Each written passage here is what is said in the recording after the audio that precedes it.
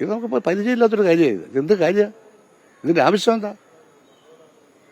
ആരും ചോദിക്കാനും പറയാനും ഇല്ലാന്നായിരിക്കും ധാരണ. ഇരിക്കട്ടെ, ഇതൊന്നും നമ്മുടെ സംസ്കാരമല്ല, നമ്മുടെ രീതിയല്ല. ഞങ്ങളുടെ പാർട്ടി ഇങ്ങനൊരു കാര്യം തീരുമാനിച്ചിട്ടില്ല, ഇങ്ങനെ പറയത്തുമില്ല. ഞാൻ ആരെയും പറയത്തുമില്ല.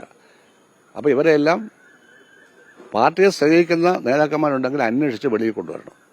അതെല്ലാം അവിടെ കിടപ്പുണ്ട് ഈ സാധനം.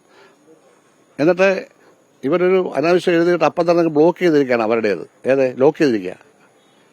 തിരിച്ച് നമ്മൾ വിളിക്കാൻ പാടില്ല. അപ്പോൾ വളരെ ബോധപൂർവ്വം എല്ലാം ലോക്ക് ചെയ്തിരിക്കുകയാണ്. ഇതാ പറയാനുള്ളത്. അത് ഒരു റിപ്പോർട്ട് കണ്ടു, പത്രത്തിൽ കണ്ടതേ ഉള്ളൂ. അത് നമുക്ക് അന്വേഷിക്കട്ടെ. അത് എല്ലാവർക്കും അതൊരു അഭിപ്രായമല്ല. ആര് കുറ്റം ചെയ്താലും നടപടി ഉണ്ടാവണം.